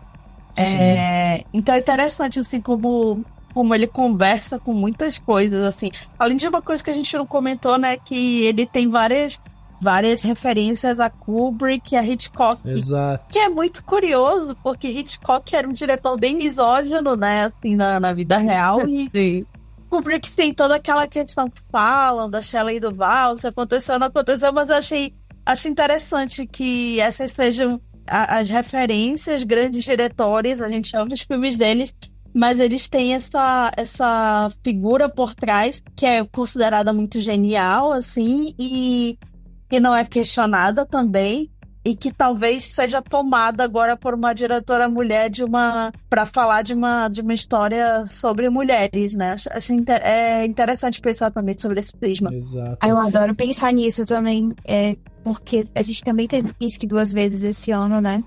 E foi um filme que eu vi muito, assim, das referências do próprio Roman Polanski, que a Zoe Kravitz usou, né, de uma outra forma. Então, assim, ver isso também dentro de A Substância, eu acho que são 2 filmes que, inclusive, são muito bons complementos, talvez fazer uma dobradinha, talvez algum dia, né, voltar neles aí, como filmes do ano que falam sobre temas muito caros a nós mulheres, né, tratam de temas muito caros a nós mulheres, e que fazem referências a outros filmes, a outros cinemas, inclusive de outros homens, né. E eu acho que uma das coisas mais interessantes relacionadas à rede social é que a gente tá tendo uma geração aí que tá crescendo muito, né, com esse uso excessivo, assim, de tela. Colocar essas questões em voga vem a calhar muito, assim, nesse momento que a gente tá vivendo, onde muitas meninas, né, muito jovens, assim, estão tendo influência, por exemplo, de várias trends de beleza, né, em TikTok, que eu vi recentemente que agora as meninas estão obcecadas pela pele das mulheres coreanas, né, que se chama pele de vidro, que é uma pele que o efeito na pele de que alguns produtos podem dar, de que você não tem nenhum tipo de vínculo na sua pele, assim, nenhum poro aparece, nem vínculo, nem nada. Isso. E agora tem uma tal de Sephora Kids, né? Que é uma zona, uma área, uma seção, enfim, não sei como é que vai ser. Não li muito a fundo, mas eu vi um artigo falando sobre isso, de que a Sephora tá abrindo aí um lugar para maquiagem para criança, né? Maquiagem sequer para criança. Então, esse tipo de coisa que a gente tá vendo, enfim, fora trends de magras, de TikTok também, várias coisas assim que vão somando, né, a uma ideia para essas jovens meninas de que existe realmente um padrão muito forte a ser seguido, não que no nosso momento ali também não tenha tido, né, que a vista Capricho e outras coisas que incluam também esse tipo de ideia de padrão que sempre existiu e sempre vai existir, infelizmente. Eu acho, né, sou meio pessimista em relação a isso, acho que ele só se reinventa, mas tá aí. Mas que agora eu acho que com esse uso muito, muito forte mesmo de tela, que as pessoas, que as crianças estão tendo acesso muito mais cedo a esse tipo de coisa, esse tipo de conteúdo, tem aumentado, inclusive, o número de suicídio entre meninas, né, entre jovens meninas. Isso é um dado que, enfim, tá de acesso público, que tem sido um fator de que as meninas estão se vendo mais, né, com uma autoestima cada vez mais prejudicada, né, cada vez mais difícil se olhar no espelho e não ver aquilo que você vê no filtro do Instagram, aquilo que você vê no filtro do TikTok, coisas parecidas. Então, esse filme, na verdade, eu não acho que é uma questão, tipo assim, dos olhares que a gente falou aqui, do como sair pela culatra, porque ele trata de temas de certa forma. Eu acho que ele tá só, na verdade, escancarando aquilo que a gente pensa, né, enquanto sociedade. Então, quando a gente vê muitas pessoas falando, eu gostaria de tomar a substância, mesmo que seja como meme, eu acho que é uma coisa que, assim, um reflexo da gente. É basicamente um reflexo da gente. É um reflexo triste, assim, se a gente for parar pra pensar, né? É um reflexo muito triste. Então, eu comecei a ver os memes, alguns são engraçados, eu não vou mentir, alguns eu realmente ri. Mas outros eu fiquei me questionando muito, assim, será que a gente entendeu? Será que as pessoas entenderam mesmo do que o filme estava querendo falar? Fiquei um pouco preocupada, assim, porque... o que a gente está mais tendo são essas interpretações meio equivocadas de filmes. A gente viu isso ano passado com Próprias Criaturas, né? Que foi um filme que foi interpretado de formas bem malucas por aí. E agora a gente está vendo isso acontecer com a Substância também. Então, é isso, assim. Eu me preocupo, mas ao mesmo tempo eu acho que é algo que a gente precisa falar. Então, eu acho que ele veio, sabe, num momento muito interessante e que, como todo filme, ele é reflexo do tempo dele. Então, ele instiga esse tipo de situação, né? Esse tipo de fala, de debate, de discussão, que eu acho que é sempre importante. Everyone is aware that you replaced Elizabeth Sparkle. And no doubt about it, you stepped in, you turned up the volume, and you rocked their world. Were you a fan of her show?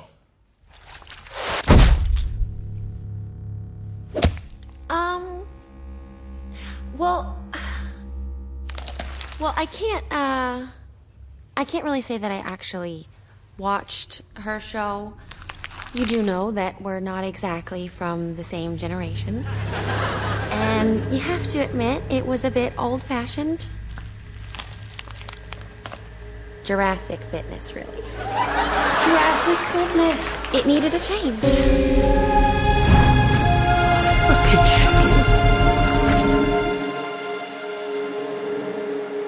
Nossa, você tava falando e só me veio na minha cabeça minha sobrinha, que tem 10 anos, e ela tem maquiagem na casa da mãe e na casa do pai dela. E ela tem, assim, não é que ela precisa transportar a maquiagem de uma casa para outra. Não, ela tem maquiagem suficiente na casa de um e na casa do outro. Então ela não precisa nem levar maquiagem, entendeu? E ela tem 10 anos, gente. Ela tem 10 anos. Ela vai fazer exercício, ela vai pra escola, ela acorda mais cedo pra se maquiar. Eu fico maluco com isso. Isso volta pro capitalismo, né? Porque a criança ela tem necessidade de usar maquiagem. Não que alguém tenha, mas ela não tem mesmo. Não. Por que uma criança vai usar uma maquiagem, sabe? A gente fica questionando, não tem porquê. Então, aí tem também essa questão dos hip dips, né? Que inventaram que era um problema. Porque já existiam cirurgias plásticas que contornavam esse buraquinho que as mulheres têm no quadril, né? Então, é algo completamente normal da anatomia humana e que teve que ser explicado e reforçado várias vezes nos últimos meses, porque existem pessoas que estão encrencando com isso, né? Estão falando, eu não gosto de ser vista assim de lado porque fica com um buraco, sendo que é algo completamente normal. Por que a gente tirou isso, né? A gente não vê mais como algo normal? Por causa das plásticas. Então é muito preocupante. O Brasil é o país, né, no mundo que mais faz cirurgia plástica. É o país que abre uma clínica de estética a cada esquina, com pessoas que, inclusive, nem formadas são, né? Que fazem todo tipo de imperícia possível, porque não são formadas na área ou porque são realmente pessoas extremamente imprudentes e tal, com a vida de outras pessoas. E a gente tem o filme desse, sabe? Provocando esse tipo de debate. Então, nesse país que a gente vive, principalmente, né? Com essa ideia de cirurgia plástica, uma ideia também muito capitalista de que as crianças hoje em dia acabam tendo seja seu próprio chefe, então vou virar influenciador, né? E virando influenciador, você vai começar a usar a rede social e isso vai começar a ter impacto direto na tua autoestima, em como você se vê, né? Em como você vê o outro. Será que você tá vendo a outra pessoa de verdade? Será que não? Então é algo muito assim que eu fiquei me questionando e até hoje me questionando sobre esse filme. Então acho que ele vai levar a gente aí para discussões que a gente ainda nem sabe que vão existir, sabe? Tão atual que ele é. E tem um aspecto que eu acho que a gente não falou muito aqui, mas eu acho que vale a pena pontuar, e aí eu queria também a opinião de vocês, que é sobre o etarismo, né? Porque tem uma cena logo no final do primeiro ato do filme ali, que eu acho que é muito simbólica também, que é quando a Sue, ela esconde o corpo da Elizabeth, né? É quase um movimento de que eu não quero ver isso, eu não quero pensar nisso, né? Eu quero desfrutar dessa minha juventude, do que eu tô fazendo agora e tudo mais. E é uma questão de que, bom, você não para pensar no futuro, né? Você não para pensar no amanhã, no envelhecimento e tudo mais. Isso é uma coisa que fica muito clara, assim. Em contrapartida, quando a gente vê a Elizabeth, quando ela acorda, e aí ela coloca, né, a Sue dentro daquele quarto escuro, de vez em quando ela vai até lá ver como é que tá a Sue, né, que é quase que um simbolismo também para isso, para essa rememorização da juventude e tudo mais que parte da Elizabeth. Agora, tem a própria questão do consumo, né? Porque a Sue vai até a Elizabeth apenas para consumir aquele fluido e continuar, né, seus dias sem precisar fazer a troca. E já a Elizabeth, ela vai até a Sue para ver se ela tá bem e tal. Então são relações diferentes, por isso que tem aquela coisa meio de criação e criatura e tal. Mas essa questão do etarismo e da questão de como a gente não para pensar no futuro e tudo mais, é uma questão muito colocada, porque inclusive volta para aquele ponto que a gente estava falando, de que a própria indústria, ela não fomenta muito essa questão, né? Ela não fala muito sobre você vai envelhecer bem, você precisa fazer isso e aquilo para envelhecer bem, ou se cuidar esse ponto porque a velhice vai chegar e tudo mais. Não, é sempre no momento agora. Você precisa se livrar do seu cabelo branco agora, você precisa se livrar da sua ruga agora, e por aí vai. Então eu queria saber um pouco de vocês, como é que vocês veem isso assim também, essa parte, né, que o filme explora um pouco sobre talvez o não pensar, né, ou não explorar justamente o amanhã e ficar muito no agora, assim. Vocês acham que é um ponto importante? Como é que vocês veem isso, né? Vocês como mulheres que estão o tempo todo sendo expostas, né, a essa cultura que já está impregnada, né, no nosso dia a dia. No filme, essa questão do envelhecimento também é bem abordada, assim, também é um ponto importante do filme. Então, eu acho interessante que a gente, inclusive eu e a Fabi, a gente participou de uma coletiva com a Demi Moore e a Margaret Qualley, e perguntaram pra Demi Moore sobre o Baby Girl, né, o filme da Nicole Kidman, e o filme da Pamela Anderson, o The Last Showgirl. Assim, de você ser Então, na verdade, ele fala de você ser descartada porque você chegou a uma certa idade e tal. Inclusive, no filme, ela precisa mentir a idade dela e tal, e também é muito simbólico ser a Pamela Anderson, né, que também sempre foi muito conhecida pelo físico e tal, e ela tá completamente desconstruída nesse filme. E inclusive, eu gostei bastante. E ela é uma versão meio que feminina do The Wrestler, né? Assim, do Darren Aronofsky. E se a gente for pensar também, é um filme que fala de envelhecimento, mas todo mundo na época falou, nossa, Mickey Rourke, caraca, que ator, não sei o que e tal. Enfim, sempre foi bom ator, né? Mas teve os problemas dele, né? Mas assim, foi tratado como, nossa, o retorno do grande ator e tal, olha que incrível. E aí da Demi Moore tem que vir com esse peso assim de, nossa, a Demi Moore, mas como é que ela tá fazendo esse papel de uma pessoa que não é... que é demitida por não estar jovem o suficiente, por não estar bonita o suficiente, do que as pessoas perdem a nuance do negócio, né? Eu fico sempre com a impressão de que filmes dirigidos por mulheres que têm uma crítica, e na verdade não apenas filmes dirigidos por mulheres, mas eu sinto isso também com filmes dirigidos por pessoas negras, algum tipo de minoria social parece que precisa carregar todo o peso do mundo. E precisa abarcar tudo e falar de todas as áreas milimetricamente. Pessoalmente, eu gosto do que o filme faz e eu acho que é um recorte ótimo, que eu acho que se aprofunda de maneira, pra mim, bem interessante em diversas áreas do que é ser mulher, do que é a indústria hollywoodiana. E eu não acho que o filme precisa ser essa coisa que precisa falar milimetricamente de cada pedacinho do problema, sabe? Com relação à dificuldade do envelhecimento, ou, na verdade, a dificuldade da sociedade aceitar o envelhecimento da mulher, da sociedade permitir o envelhecimento da mulher, porque, sei lá, eu tava vendo um vídeo hoje no Instagram que eu achei interessantíssimo, todo mundo agora resolveram falar da plástica da Lindsay Lohan. Anos atrás estavam falando que ela estava velha, agora estão falando que ela está jovem demais e que as plásticas... E, gente, ela tá maravilhosa. Mas todo mundo resolveu falar dela. E aí o vídeo dizia assim... Engraçado, né? Isso é sempre com mulher. Ninguém fala dos homens, né? Tom Cruise já fez não sei quantas plásticas. Todo mundo finge que não existe. George Clooney já fez e já falou. Mas tá tudo bem. Ian Somerhalder tem de forma discreta, sabe? Cristiano Ronaldo, assim, ele quase trocou de cara. Então, assim, mas ninguém, sabe? Mas mulher, todo mundo vai falar. Hoje eu tava vendo um vídeo sobre a mudança de rosto daquele comediante, o John Mulaney. Ele fez alguma harmonização facial que mudou completamente a cara.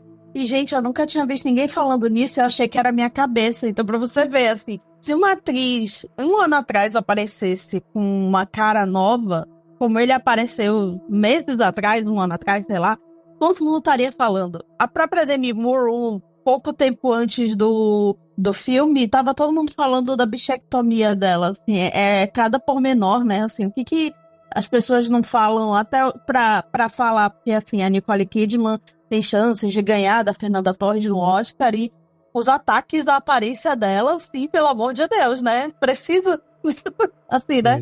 Enfim, eu sinto que isso se estende pra tudo. E se estende até nessa coisa, assim, a gente vai fazer um filme, vai criticar uma coisa, mas precisa abarcar todos os pontos do problema, porque senão vai faltar alguma coisa. Porque parece que o olhar para o que mulheres fazem é sempre mais crítico, é sempre mais pesado. Então, assim, pessoalmente, para mim, eu gosto do que o filme faz. Eu acho que ele pontua coisas que são importantes, consegue fazer sátira em cima disso, que é um tanto quanto fascinante para mim.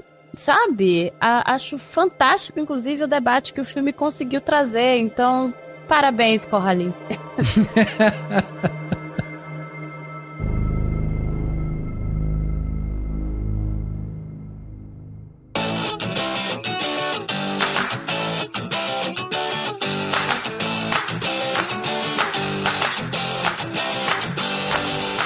Plano detalhe da semana, aquele momento que a gente dá dicas pra você aí. Eu acho que a primeira grande dica é vá assistir a Substância, né? Acho que essa tá todo mundo aqui assinando embaixo que precisa assistir realmente. Mas, Carissa, vamos começar com você. O que você trouxe de bom pra gente, de plano detalhe, de dicas?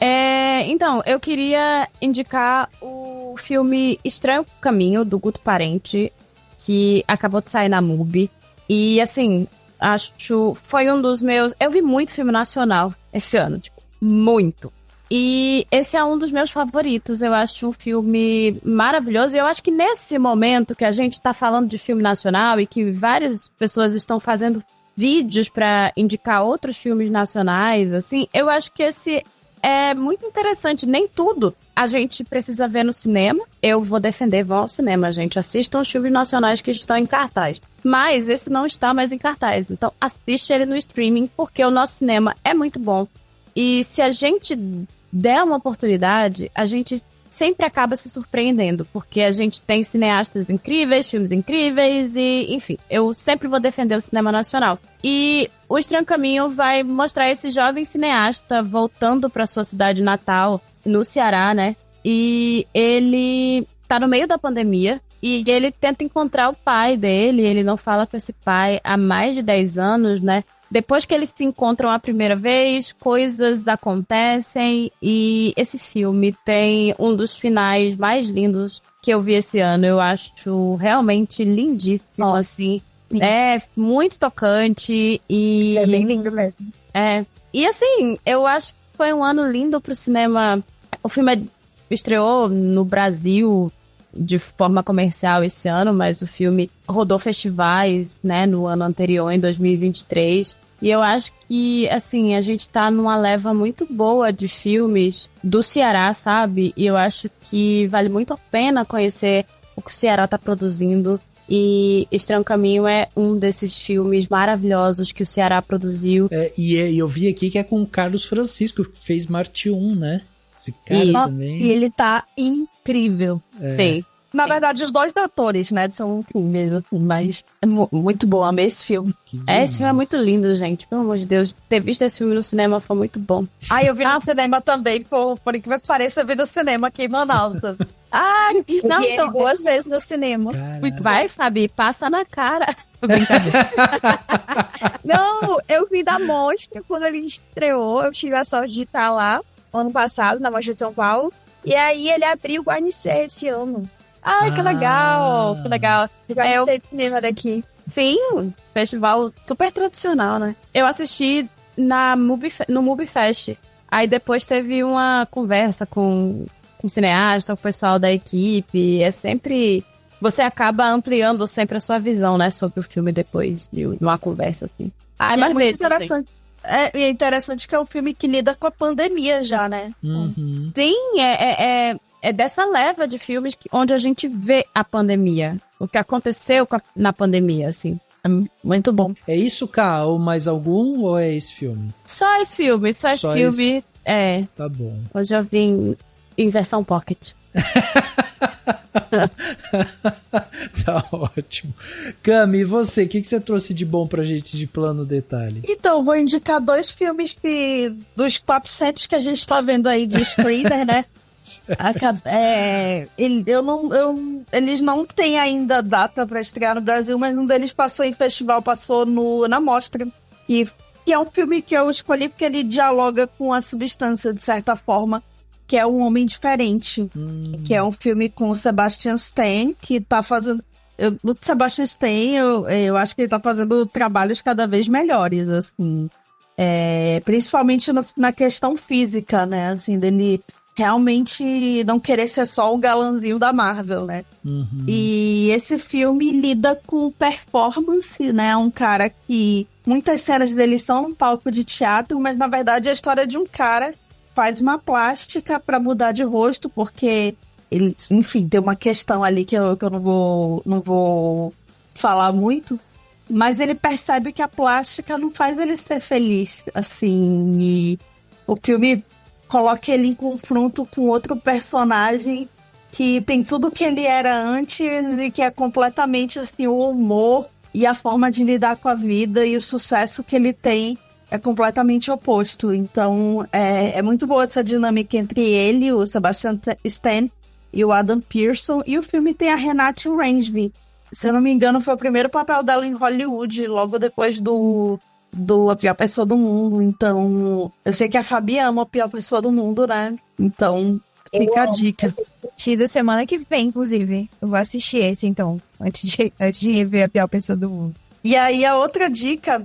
Enfim, esse filme é interessante porque ele dialoga muito com a substância. Tem muita coisa ali que dá pra conversar, assim, dessa coisa do duplo, do substituto, da arte performática também. Então, e o próprio Sebastian Stan falou isso em algumas entrevistas.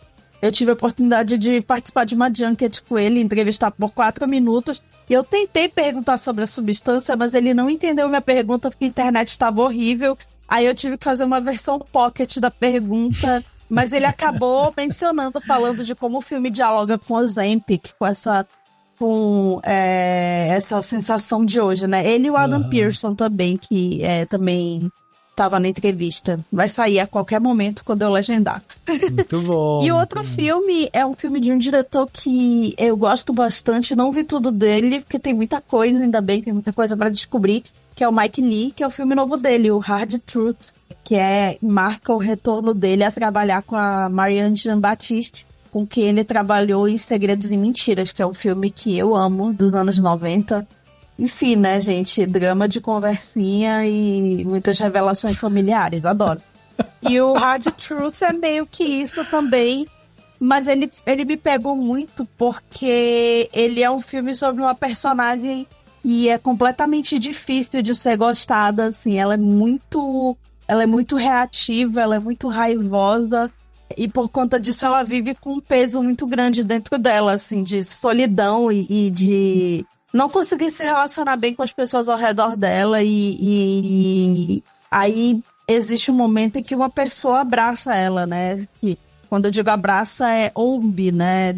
Reage de outra forma, né, os sentimentos dela, e aí o filme ganha uma complexidade muito grande. E a Marianne Jean-Baptiste e a Michelle Austin, que faz a irmã dela, né, que é essa personagem, elas estão muito bem. Então acho que vale procurar. Acho que esse filme vai ter uma presença, assim, em premiação, e eu tava com uma expectativa muito grande com ele por conta do Segredos e Mentiras. E aí eu assisti e fiquei encantada, assim. Eu tentei até escrever um texto mais pessoal pra ele na minha newsletter, mas ainda não tá pronto. Quem sabe saia, mas enfim, a qualquer momento. Muito bom, muito bom. Adoro dramas de conversinha, Cami.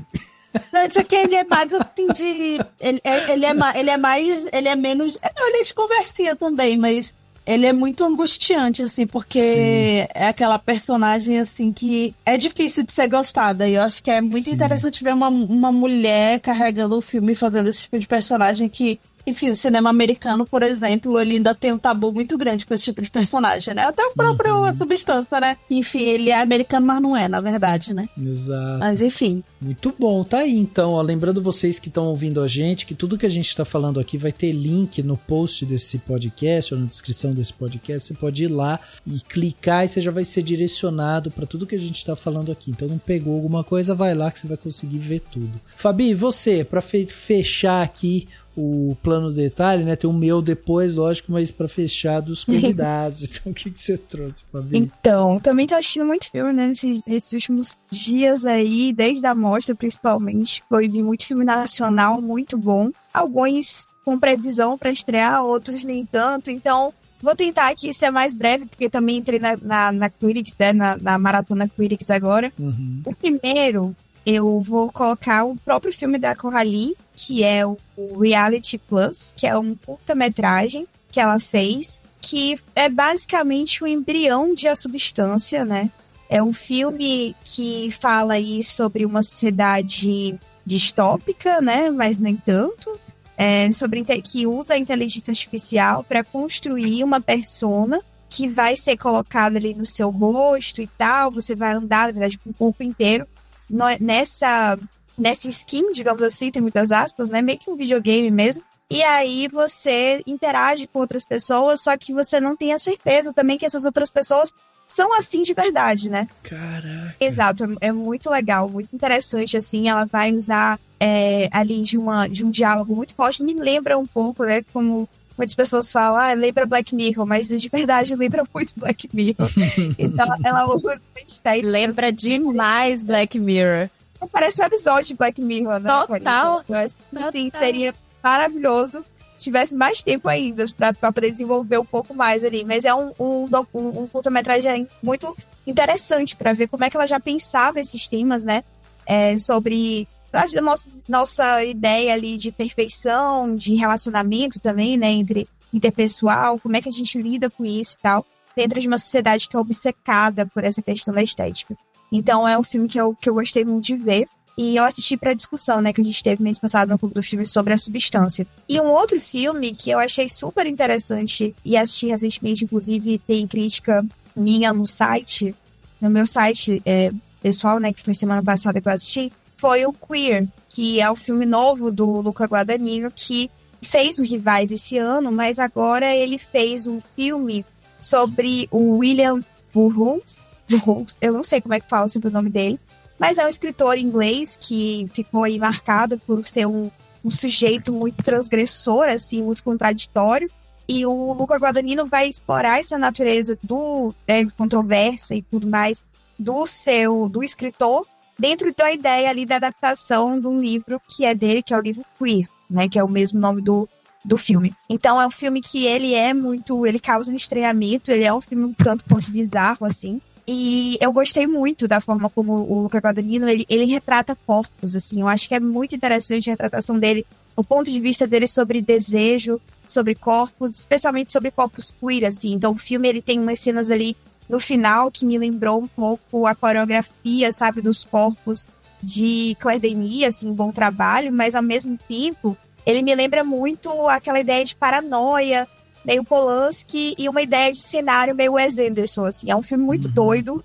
Eu achei muito diferente. Talvez seja um filme um pouco mais de gesto mesmo do Guadagnino, mas eu gosto da ideia desse filme. Eu gosto de como que talvez eu mudaria algumas coisas em relação ao roteiro, assim, eu não sei se fica muito claro, mas eu gosto, assim, da ideia do filme. Eu gosto do que ele tentou fazer, principalmente depois de fazer um filme como Rivais, sabe? Então é um filme que aí vai estrear dia 12 de dezembro nos cinemas. Tem a distribuição da MUBI e a Paris Filmes, então muito provavelmente talvez entre na MUBI, né, em breve. Mas vai ter essa estreia nos cinemas, então eu recomendo que assistam nos cinemas. Eu amei a trilha sonora, muito, muito boa, com músicas de Nirvana, New Order, assim, e fora que também tem Caetano Veloso na trilha de novo. Então tem uma música do Caetano Veloso que foi feita com o Trent Reznor e o Atticus Ross, né, pra esse filme também, que são os mesmos responsáveis aí pela trilha de Rivais. E é um filme que me encantou, assim, de verdade, assim, tem algumas coisas que eu penso muito nele, assim, eu gosto mais dele quanto mais eu penso, assim, é um filme muito corajoso, eu acho. Que demais. E é isso. Que demais. Nossa, eu vi esse filme e eu pensei, Carissa, que ela ama o Guadagnino. Ai, olha, eu tô só aqui ouvindo todo mundo e eu pensando assim, eu ainda não vi, eu não aguento mais ver nada sobre esse filme, porque eu quero ver esse filme, entendeu? Eu sou louca, alucinada por esse homem há muitos anos, antes de ser modinha, então assim, eu tô dois filmes que eu pensei na Carissa esse e o Conclave, porque qualquer coisa de Itália eu penso na Carissa, então. Mas aí é porque você me conhece no... Eu falei eu gostei muito de Conclave, inclusive, uma indicação extra. Quero ver também. Mas é isso, é que elas estão vendo os filmes por causa da votação, assim, e ai meu Deus, quero. Pois é. Muita coisa pra ver, gente. Pelo amor de Deus. Cami, você falou do Conclave, só explica o que é, então, pra quem não conhece. Então, é uma história fictícia, né, de um papa que morre, e aí tem o Conclave, né, que é aquela eleição. Enfim, é ótimo porque é uma grande conspiração política numa das instituições mais corruptas do mundo, né? Então, sim. É muita treta interna, muito plot twist, mas eu acho que mais do que isso, é um filme visualmente, assim, absurdo, assim, a direção brinca muito, assim, transforma eles em peça de xadrez em alguns momentos. Eu quero muito ver no cinema de novo. Quando estrear no cinema, no caso, eu quero ver de novo. E é do Edward Berger, né, que fez aquele filme, aquela versão do All Quiet on the Western Front. Esqueci o nome do... Nada de Novo no Front. Nada de Novo no Front é a versão mais recente, né, que ganhou Oscar e tal. E tem uns atores, assim, maravilhosos, né? Ray Fiennes, a Isabella Rossellini tá incrível. Então, esse aí já não tem data de estreia no Brasil, né? Estreia em janeiro nos cinemas. E estarei lá, estrear aqui em Manaus. Eu confesso pra vocês que o Queer não tava no meu radar, assim, tinha já ouvido falar e tal, mas tava... E o Conclave, sim, o Conclave eu já tinha até colocado na minha agendinha aqui pra ver, assim. Daí, agora que vocês falaram do Queer, já coloquei ele na minha agenda aqui. Então, amigo, se vem assim, Luca Guadagnino, você bota na agenda. Pois é, verdade. É verdade, tenho que concordar. Gente, pra fechar aqui o plano detalhe, eu trouxe um documentário que eu assisti assim despretensiosamente. Tava um dia aqui, falei, deixa eu ver alguma coisa um pouco diferente e tal. Fui lá, tava no Prime Video e aí dei um play num documentário que se chama Gato Selvagem, que é um documentário de 2022 e é um documentário que eu achei tão bonito assim. Ele vai seguir a história de um rapaz que é um veterano de guerra que esteve no Afeganistão e ele, enfim, teve aqueles vários problemas, né, psicológicos pós-guerra e tal, depressão, tentou suicídio e tudo mais. E aí, meio que para tentar fugir disso, ele resolveu ser voluntário em um projeto na Amazônia de resgate de animais que são, enfim, são animais que estão em reabilitação, né, que foram resgatados e tal. E essa ONG, o que basicamente ela faz, ela pega esses animais e reabilita eles. Então ela vai treinando eles a voltar à natureza. E ele foi lá ser voluntário e ficou na Amazônia do lado peruano. E aí é muito impressionante, assim, porque o documentário ele faz um balanço, né? Tanto entre esse trabalho de reabilitação dos animais, quanto essa história de vida desse rapaz que é super novo, assim. Ele foi inclusive para a guerra do Afeganistão com 18 anos, ele estava muito novo, então a cabeça dele, né, mudou completamente depois que ele voltou de lá.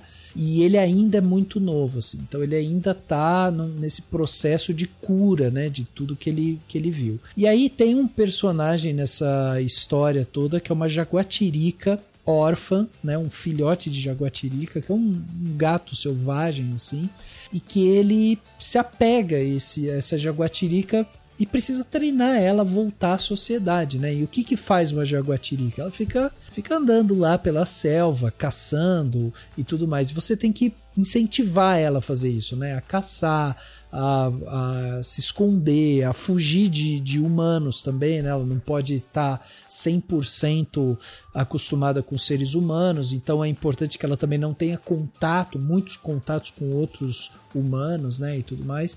Enfim, é um documentário lindo, assim, lindo. Ele tem vários momentos muito emocionantes, tem uma questão muito pesada lá justamente sobre depressão, que é falada. Eu acho que vale muito a pena. Quem gosta desses documentários que vão fundo, né, nessas questões, acho que vale muito a pena. E é um documentário muito bem filmado também. Todas as vezes que eu assisto qualquer coisa que tenha a ver com a Amazônia, eu fico sempre, assim, bestificado com a vastidão do lugar e com a quantidade de vida e a natureza que ali tá, assim. Eu fico, assim, maravilhado com isso, e é uma das coisas que mais me deixa preocupado quando eu leio, né, sobre desmatamento e tudo mais. E assistir um documentário desse, onde mostra que ali tem um grupo muito pequeno de pessoas que fazem esse trabalho, é um trabalho árduo, né, diário ali, com muita dificuldade financeira e tal, mas eles fazem por muito amor aos animais e tal. Cara, é de um amor isso, assim, traz uma energia boa, assim, que a gente consegue respirar um pouco mais de otimismo quando a gente vê esse tipo de coisa. Então fica essa dica, Gato Selvagem, um documentário que tá no Prime Video, vai lá e assiste, que é muito bom.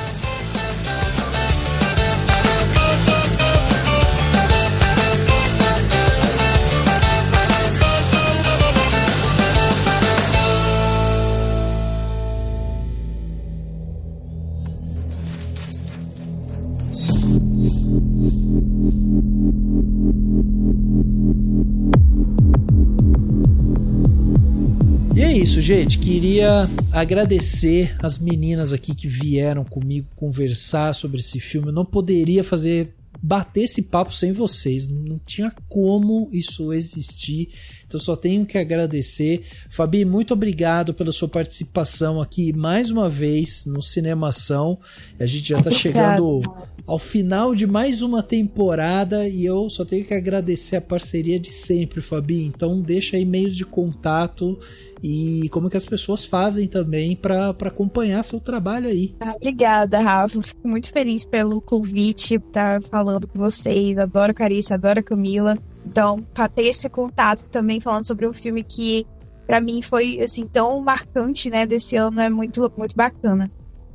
E vocês podem me encontrar, né, quem estiver ouvindo pode me encontrar na minha coluna mensal aí no próprio Cinemação, no meu site, cinemafilia.com.br, e nas minhas redes sociais, né, que eu tô sempre online em todas. Eu tento estar online em todas o tempo todo, mas principalmente o Instagram, que é @cinemafilia, apenas @cinemafilia, e também lá no Blue Sky, que eu tô como Fabiana Lima, e no próprio X ainda como Fabiana LR_. E também tô lá na rede, né, do Cinéfilos, no Letterboxd como Fabiana LR sem underline. E é isso. Obrigada, Rafa, pelo convite. Obrigada, meninas, pelo papo. E espero que quem tenha ouvido aí a gente, o nosso papo de 2 horas, tenha gostado também. Gostaram, tenho certeza. Muito bom esse papo, Fabi. Obrigado novamente. Cami, obrigado também pela sua presença aqui. Esse ano a gente gravou várias vezes juntos, hein, Cami? Em 2025 a gente vai quebrar recordes ainda, hein? Verdade. Muito obrigado. Muito obrigado. E olha que eu desmarquei vários, né? Não desmarquei, né? Não consegui gravar, mas enfim, né? Ainda deu pra gravar bastante. Mas enfim, obrigada pelo convite, por não ter desistido de me convidar mesmo assim. Jamais. E enfim, muito feliz de gravar com as meninas, fiquei muito feliz de saber que era com elas, porque enfim, né, não por necessariamente ter a mesma opinião pelo filme, né, sobre o filme, até porque eu acho que a gente gosta do filme por motivos diferentes e tudo se complementa, né? Exato. E tô no Instagram, meu Instagram é trancado, mas eu aceito as pessoas, tá, gente? Legal. Se não for fake, se não for bizarra, eu aceito. E ou se não tiver nenhum amigo em comum, né? Porque aí eu fico com medo de ser fake. Mas é Camila Henriques. Não, Camila Henriques M. O meu Twitter, não é mais Twitter. O meu Blue Sky é Camila Henriques. E que mais? Eu escrevo no Cinestat. E deixa eu ver. E meu Letterboxd, Camila Henriques. Não lembro agora qual é o meu Letterboxd, mas se vocês procurarem Camila Henriques, vai estar lá, assim, é um avatar rosa com uma foto da Audrey Hepburn atrás. E é isso, gente. Boa. Obrigado, gente, sábado sem legenda também, né? Pelo amor de Deus, sábado verdade. sem legenda. Sim. Vai sair um programa com participação da Carissa em breve também, então. Olha aí, tá vendo? Tudo conectado aqui, ó. Valeu, Cami, mais uma vez. Cara, também muito obrigado pela parceria de sempre. Esse ano foi mais corrido, né, do que o ano passado, mas a gente também conseguiu manter aí uma frequência alta. Você parceira também, em vários momentos aí a gente conseguiu trocar muita ideia boa. Muito obrigado, Cá. E traz também os meios de contato aí para quem puder, né? Quem quiser ir atrás do seu conteúdo. Eu que agradeço pela parceria sempre. O Rafa é um querido na minha vida.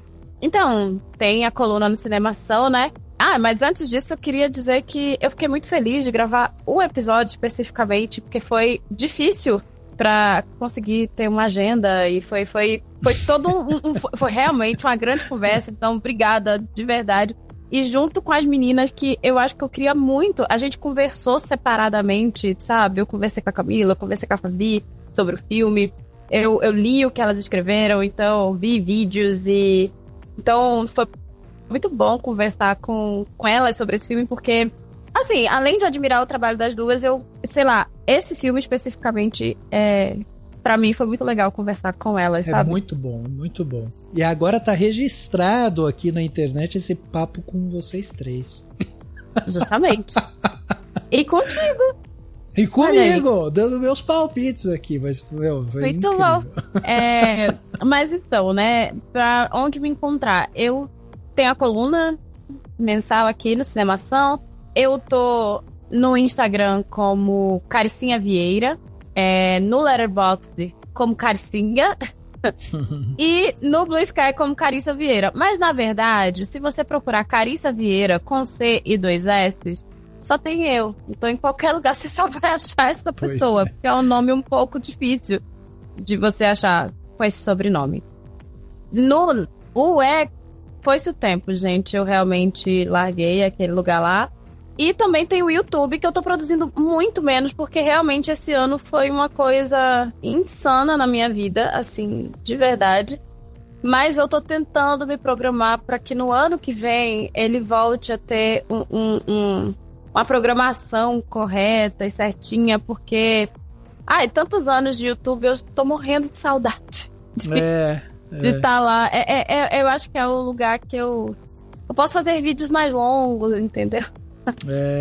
Então eu tô com saudade. Mas é isso, tem o YouTube, é só procurar Carissa Vieira, que tá lá. É isso. Boa. Muito obrigado, Ká. É isso, pessoal. Para você aí, né, que curtiu o episódio de hoje, você quer continuar essa conversa com a gente, seja, né, para mandar crítica, perguntas ou compartilhar suas próprias ideias, só aparecer nas nossas redes sociais, procurando sempre por @cinemacal ou mandar um e-mail para contato@cinemacal.com. A gente adora ouvir o que vocês têm para dizer, então envia aí seu contato, segue a gente lá nas redes sociais, que estamos lá em todas elas, no Blue Sky, né, e por aí vai, Twitter e Instagram e tudo mais. Quer trocar uma ideia direta comigo? É só me procurar aí nas redes sociais também, como Rafa Arinelli. Sempre bom conhecer quem tá aí do outro lado, ouvindo, então entre em contato, vamos trocar essa ideia. E não se esqueça de seguir o podcast do Cinemação, né, pode ser no Spotify, na Apple Podcast, no Deezer, Castbox, Orelo, em todos os agregadores aí, assim você recebe todos os episódios fresquinhos no momento que eles saírem, você já vai lá e já faz o seu download e pode ouvir ele durante a semana toda aí. E fica também o convite, se você quiser apoiar o Cinemação com o valor de um cafezinho, você já ajuda demais a gente aqui, e além de ganhar presentes exclusivos no final do ano, você também entra para um grupo super especial no WhatsApp. O link para se tornar um apoiador tá no post desse podcast. É isso, pessoal, o podcast Cinemação 581 fica por aqui e a gente se vê no próximo.